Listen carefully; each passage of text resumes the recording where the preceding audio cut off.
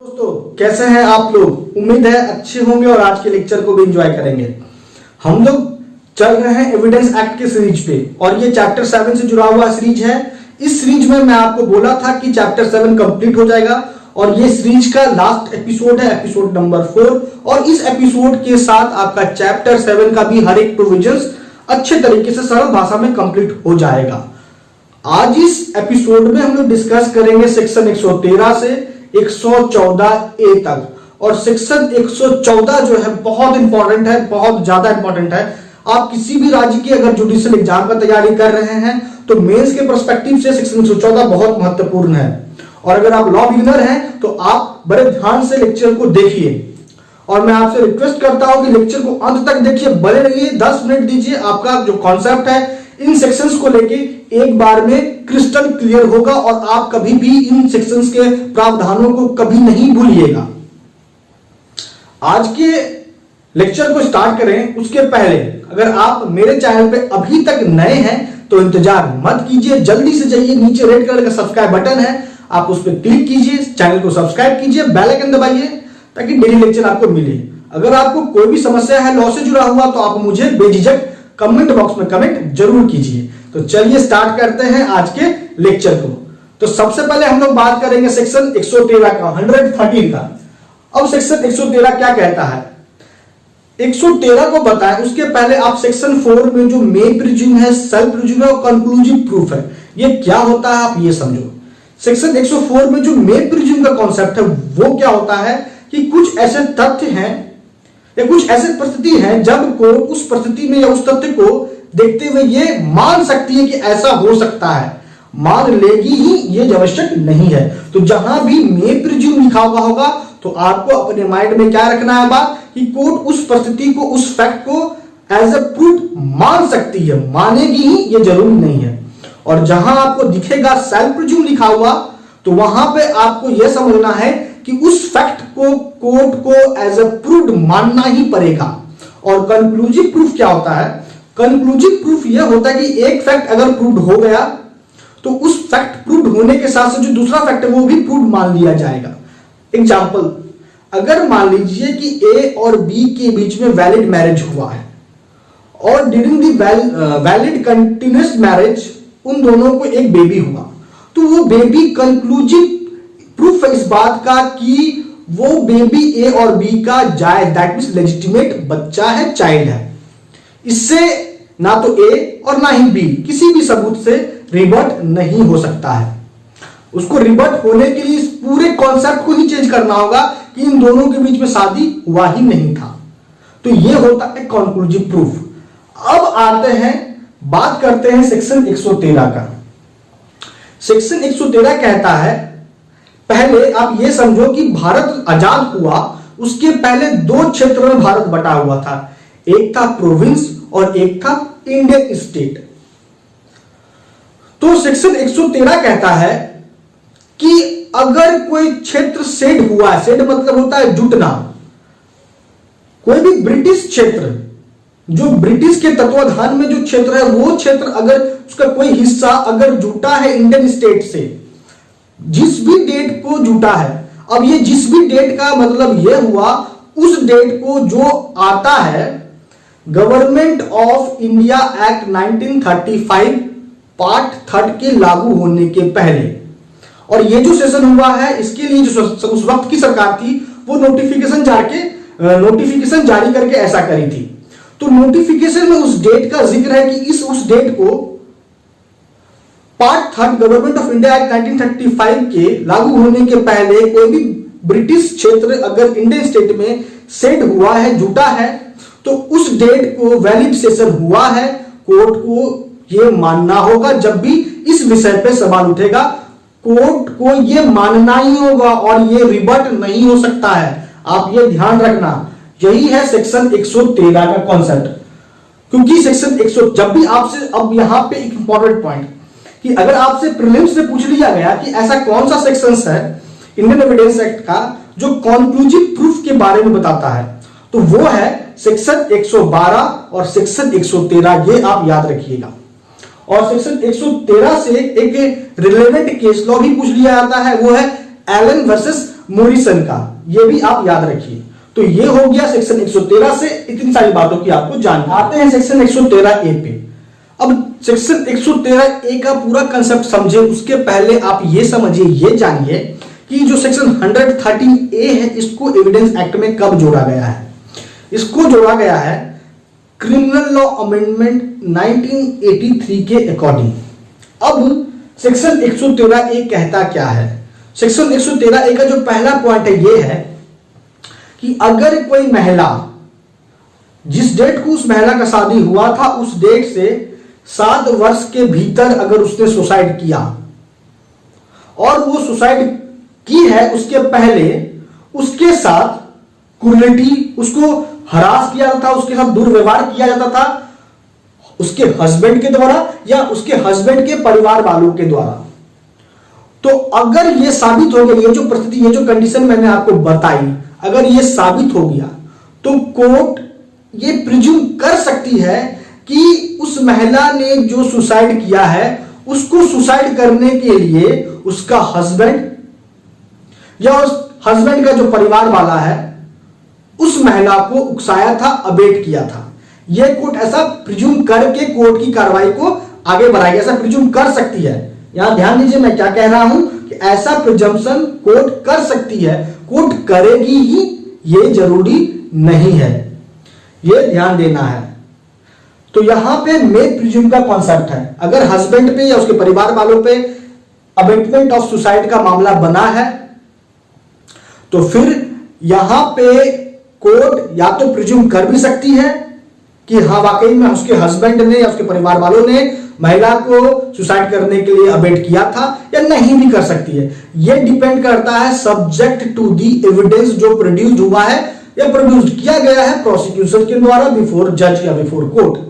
तो यह हो गया सेक्शन 113 ए का कॉन्सेप्ट। अब यहां जो क्रूरटी का बात किया गया है उस क्रूरटी का मतलब होता है जो डिफाइंड है सेक्शन 498 ए में इंडियन पेनल कोड का। अब आगे आते हैं, बात करते हैं नेक्स्ट सेक्शन पे, सेक्शन 113 बी।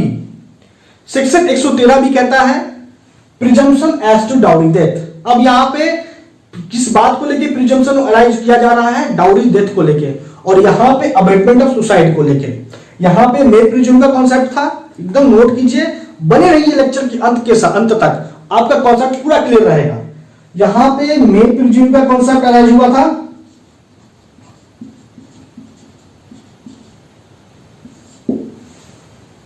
और यहां हो रहा है सेल्फ प्रिज्यूम। मतलब अब देखिए सेल्फ प्रिज्यूम का कॉन्सेप्ट भी बताते हैं और सेक्शन 113 बी क्या है वो भी बताते हैं एक साथ। अब यहां कहता है सेक्शन 113 बी कि अगर किसी व्यक्ति पे आरोप लगा है कि उसने महिला का या अपने वाइफ का डेथ काउज किया है, वो डेथ का नेचर कैसा है? डाउरी डेथ, जो पनिशेबल है इंडियन पेनल कोड के सेक्शन 304 बी के अकॉर्डिंग। तो अगर प्रोसिक्यूशन ये साबित कर देता है कि उस महिला का डेथ हुआ, उस महिला के डेथ के पहले उस महिला को हरास किया जा रहा था, उसके साथ दुर्व्यवहार हो रहा था, उसके साथ क्रूरटी की जा रही थी डाउरी के लिए या डाउरी के संबंध में, उस व्यक्ति के द्वारा जिसपे ये आरोप लगा है डाउरी डेथ का, तो अगर प्रोसिक्यूशन ये साबित कर दिया इस सिचुएशन को, इस फैक्ट को जो मैंने आपको बताया, अगर साबित प्रोसिक्यूशन कर दिया तो कोर्ट को यह मानना ही होगा कि उस व्यक्ति ने जिस पे आरोप लगा है डाउरी डेथ का, वो व्यक्ति ही है जिसने उस महिला का, उस वुमेन का डेथ काउज किया है डाउरी के कनेक्शन में, और वो सजा के पात्र है सेक्शन 304 बी के तहत इंडियन पेनल कोड का। यहां कोर्ट को सेल्फ प्रिज्यूम करना ही होगा। और यहां सेल्फ प्रिज्यूम में क्या होता है कि कोर्ट ये तो प्रिज्यूम कर लिया, क्योंकि प्रिजम्पशन ऑफ लॉ है। अगर पर्सन जिस पे आरोप लगा वो ये कहता है कि नहीं मैंने ऐसा नहीं किया है, मैंने उस महिला का, उस वुमेन का डेथ काउज नहीं किया है, मैं सजा का पात्र नहीं हूं सेक्शन 304 बी के तहत इंडियन पेनल कोड का, तो इस फैक्ट को प्रूव करने का जो बर्डन है वो शिफ्ट हो जाएगा उस व्यक्ति पे। तो ये है सेक्शन 113 बी का कॉन्सेप्ट।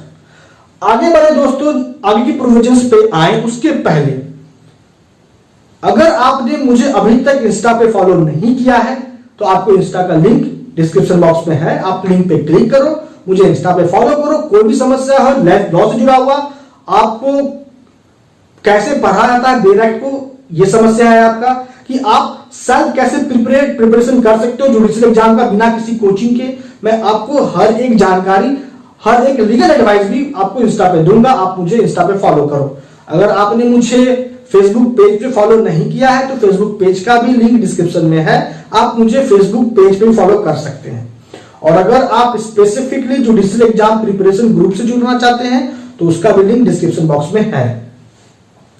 आगे आते हैं, बात करते हैं सेक्शन 114 की। सेक्शन 114 काफी महत्वपूर्ण है, इसको हम लोग लास्ट में कवर करेंगे। उसके पहले हम लोग देखते हैं सेक्शन 114A क्या कहता है। सेक्शन 114A में 2 बार बदलाव किया गया है।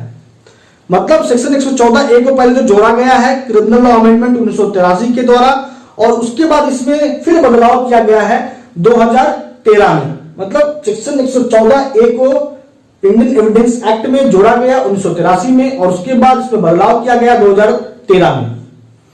तो अब पहले हम समझते हैं कि सेक्शन 114A कहता क्या है।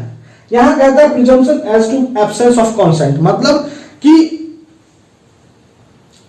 अगर ए ने बी के साथ सेक्सुअल इंटरकोर्स किया, कोर्ट में मामला लिया है, ए पे आरोप लगा है रेप का। अब ए कहता है कि उसने बी के साथ जो सेक्सुअल इंटरकोर्स किया है वो रेप नहीं है, क्योंकि उसने बी के साथ बी के सहमति से सेक्सुअल इंटरकोर्स किया था, ऐसा ए का कहना है।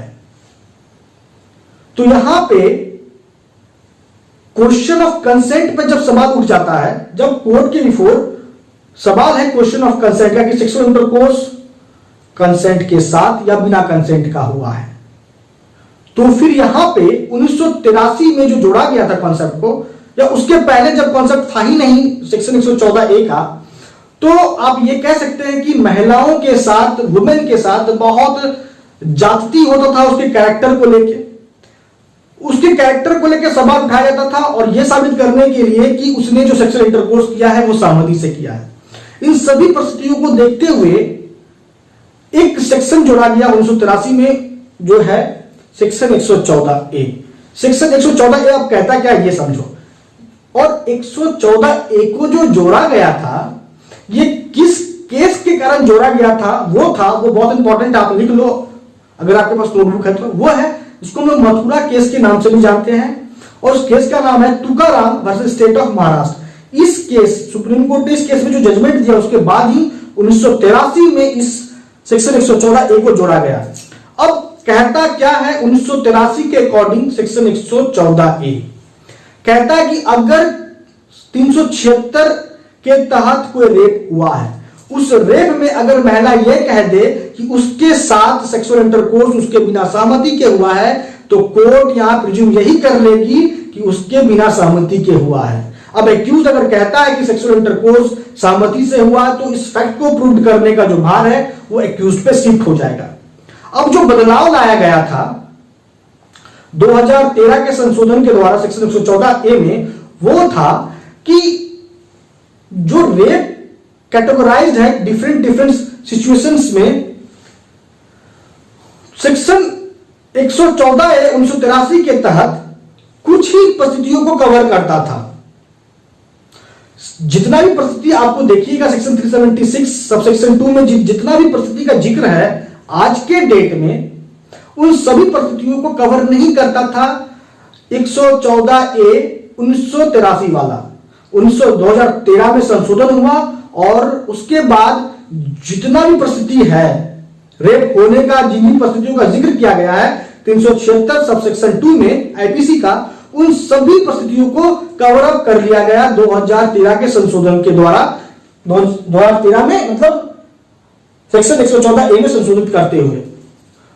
तो यह है कंसेप्ट, मूल बात बदला नहीं। मूल बात क्या है कि अगर एक्यूज्ड पे आरोप है रेप का, और वो रेप किया है जिस महिला के साथ, उस महिला वो महिला दैट इज वुमेन ये कह देती है कि उसने सेक्सुअल इंटरकोर्स बिना उस महिला के सहमति के किया है, तो प्रिजम्पशन यही हो जाएगा कि उसने रेप किया है। अब ये बात एक्यूज्ड पे होगा, बर्डन कि वो साबित करे कि वो सेक्सुअल इंटरकोर्स असहमति से हुआ है। तो ये है कंसेप्ट 114A का। अब आते हैं सेक्शन 114 क्या कहता है कि कोर्ट में presume existence of certain fact, कुछ ऐसे तथ्य हैं जिसके अस्तित्व पे कोर्ट बिलीव कर सकती है। तो वो तथ्य क्या है ये समझिए। पहला है recovery of stolen property. Recovery of stolen property के कॉन्सेप्ट के अकॉर्डिंग क्या कहना चाह रहा है इलस्ट्रेशन ए, ये समझिए।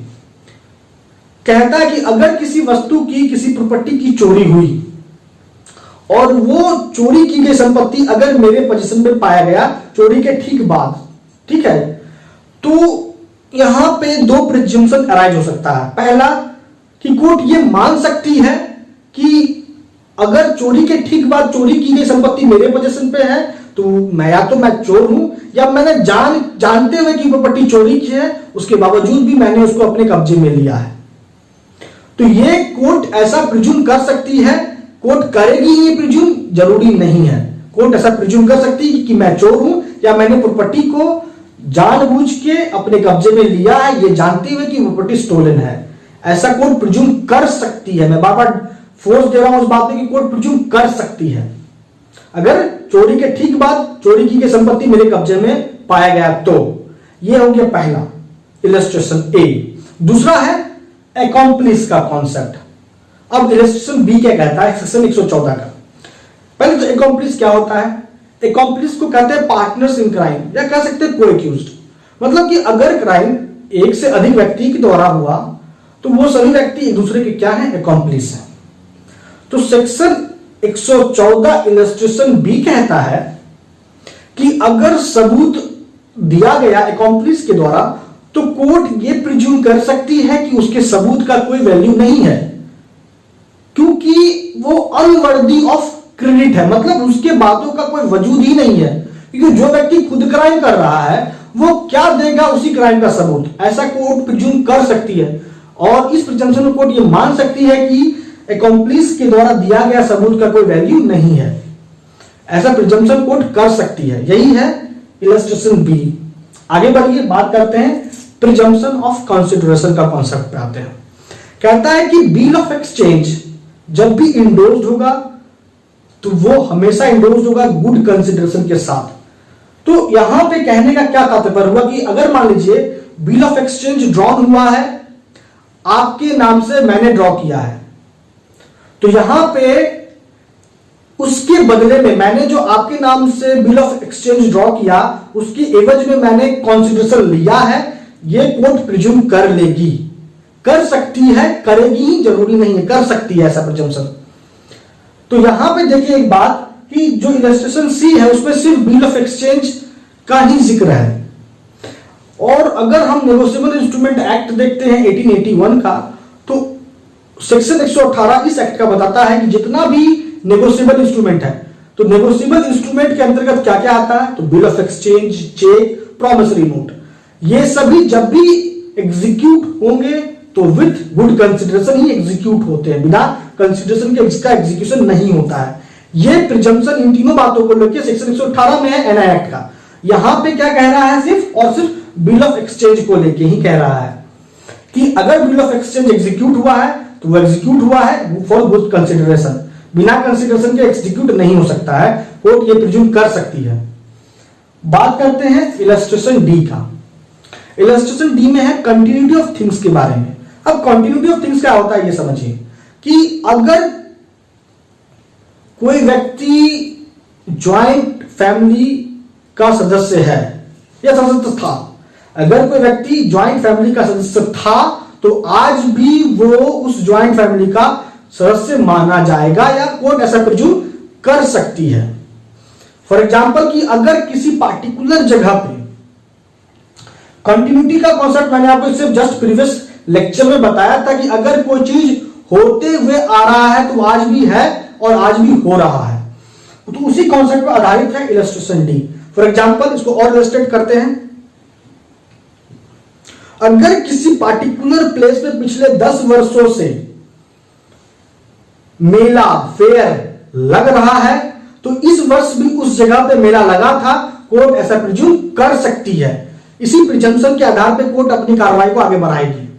एक और एग्जांपल लेते हैं इसको समझने के लिए। अगर कोई नदी उत्तर के तरफ से पिछले 15 वर्षों से बह रही है तो आज भी वो नदी उत्तर के दिशा में ही बह रही होगी, ऐसा कोर्ट प्रिज्यूम कर सकती है। यह है कॉन्टिन्यूटी का concept, continuity of things, illustration B का कॉन्सेप्ट। आगे बढ़िए, बात करते हैं इलस्ट्रेशन ई का। इलस्ट्रेशन ई है presumption as to validity of judicial and official act. मतलब कि अगर मान लीजिए कोई एक्ट बना, कोई कानून बना, तो कोर्ट यही प्रिजम्पशन पे अपनी कार्रवाई को बढ़ाती है कि वो जुडिशियल एक्ट जो है, वो जो कानून है, वो कॉन्स्टिट्यूशनली वैलिड है। अब कोई दूसरा व्यक्ति यह कहता है कि वो इनवैलिड है, वो अनकॉन्स्टिट्यूशनल है, तो इस फैक्ट को प्रूव करने का बर्डन उस व्यक्ति पे होता है जो ऐसा वो कह रहा है। ये तो होगा जुडिशियल एक्ट को लेके। अब आता है ऑफिशियल एक्ट को लेके। मान लीजिए किसी भी बिल्डिंग को डिमोलिश किया गया है सरकार के द्वारा और सरकार इस संबंध में नोटिफिकेशन जारी करी है, और उस बिल्डिंग को डिमोलिश करने के लिए जो भी कंडीशन को पूरा करना था वो पूरा किया गया है, और नोटिफिकेशन में भी इस बात का जिक्र है। तो कोर्ट यही प्रिज्यूम करेगी कि वो जो ऑफिशियल एक्ट हुआ है वो वैलिड है। अब कोई दूसरा व्यक्ति ये कहता है, कोर्ट ये प्रिज्यूम कर सकती है। और अगर कोई दूसरा व्यक्ति ये कहता है कि वो डिमोलिशन इलीगल है, तो फिर यहां पे इस बात को, इस फैक्ट को प्रूव करने का बर्डन उस पे हो जाएगा। अगर कोर्ट ऐसा प्रिज्यूम कर लेती है, क्योंकि कर भी सकती है, नहीं भी कर सकती है। अगर कर ली तो कि लीगल है, डिमोलिशन लीगल है, ऐसा कोर्ट प्रिज्यूम कर ली, तो बर्डन उस व्यक्ति पे हो जाएगा जो ये कह रहा है कि इलीगल है। बड़े ध्यान से कंसेप्ट को समझिएगा। बात कहते हैं, आगे बढ़ते हैं, इलस्ट्रेशन ऐप पे आते हैं। जनरली जो इलस्ट्रेशन ऐप है इसका संबंध पोस्टिंग ऑफ लेटर से ही है। अब जो है डिलीवरी ऑफ लेटर्स का कॉन्सेप्ट है वो क्या है ये समझिए कि अगर पोस्ट ऑफिस से लेटर निकला है डिलीवर्ड होने के लिए किसी व्यक्ति को, और वो लेटर को पोस्ट ऑफिस में वापस नहीं आया, फिर से रिपीट करते हैं, बहुत इंपॉर्टेंट है, समझिए। इलस्ट्रेशन ऐप का संबंध सिर्फ और सिर्फ पोस्टिंग ऑफ लेटर से ही है। अब कॉन्सेप्ट क्या है इलस्ट्रेशन ऐप का ये समझिए।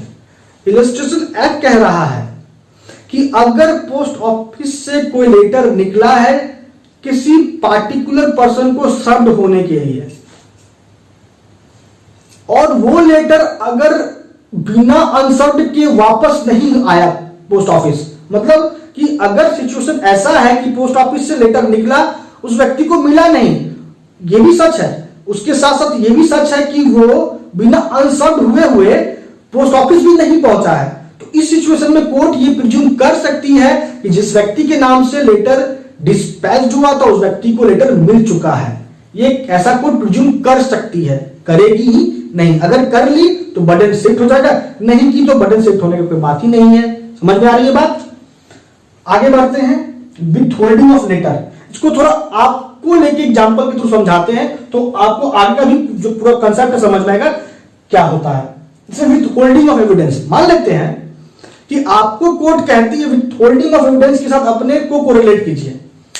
मान लीजिए कोर्ट ने आपको कहा कि आपके पास जो सबूत है उसे कोर्ट में प्रस्तुत कीजिए, आप उस सबूत को प्रस्तुत नहीं करते हैं, तो कोर्ट यहां ये प्रिज्यूम कर सकती है, क्योंकि मैं प्रिज्यूम का कॉन्सेप्ट है, कोर्ट ऐसा प्रिज्यूम कर सकती है कि आपके पास जो सबूत है, जिस सबूत को प्रस्तुत करने के लिए आपको कोर्ट कह रही है आप प्रस्तुत नहीं कर रहे हैं, अगर आप उस एविडेंस को, उस सबूत को प्रस्तुत करते हैं तो वो आपके अगेंस्ट ही होगा, ऐसा कोर्ट प्रिज्यूम कर सकती है। तो अगर आपने सबूत नहीं दिया, आपको कोर्ट ने कहा कि सबूत पेश कीजिए, आपने सबूत नहीं दिया, तो कोर्ट के पास दो ऑप्शन, या तो ये प्रिज्यूम कर ले कि वो आपके अगेंस्ट है या फिर वो आपके अगेंस्ट नहीं है। तो अगर ये कोर्ट प्रिज्यूम कर ली कि आपके अगेंस्ट है वो सबूत, तो फिर ये जो बर्डन है कि वो जो सबूत आपने अपने पास रखा है वो आपके अगेंस्ट नहीं है, आपके फेवर में ही है, इस फैक्ट को प्रूव करने का भार आप पे शिफ्ट हो जाएगा। लेकिन अगर ऐसा कोर्ट प्रिज्यूम कर ही ली कि नहीं आपके अगेंस्ट ही, आपके फेवर में नहीं है वो सबूत जो आपको प्रस्तुत करने के लिए कहा जा रहा है, तो फिर आपको ये सब इस फैक्ट को प्रूव करना भी नहीं आपके फेवर में कैसे है। समझ में आ रहा है? क्योंकि यहां पे अगर आपने एविडेंस विथहोल्ड किया तो वो एविडेंस आपके विरुद्ध ही है, ऐसा कोर्ट प्रिज्यूम कर सकती है, ऐसा कोर्ट प्रिज्यूम कर सकती है। अब आगे बढ़ते हैं, बात करते हैं नेक्स्ट इलस्ट्रेशन एक्ट का। इलस्ट्रेशन एच कहता है रिफ्यूजल टू आंसर। मान लीजिए कि आपसे कोई सवाल पूछा गया कोर्ट के द्वारा, आप उस सवाल का जवाब नहीं देते हैं, तो कोर्ट ये मान सकती है कि अगर आपने जवाब दिया तो वो आपके अगेंस्ट ही होगा। इसको मान सकती है कोर्ट, यही है इलस्ट्रेशन एच।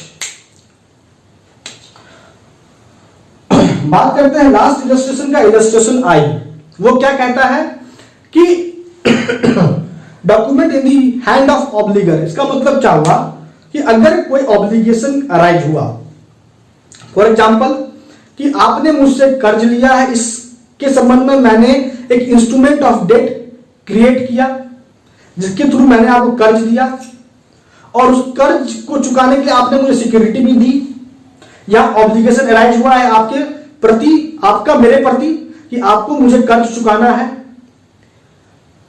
तो अगर मान लीजिए जो इंस्ट्रूमेंट ऑफ डेट हम लोगों ने क्रिएट किया था मिलके, वो इंस्ट्रूमेंट आपके पास है, और आपने जो डेट चुकाने के लिए जो सिक्योरिटी मेरे को दी थी वो भी आपके पास है, तो प्रिजम्पशन क्या हो जाएगी, आपने जो मुझसे कर्ज लिया था वो कर्ज आपने चुकता कर दिया है।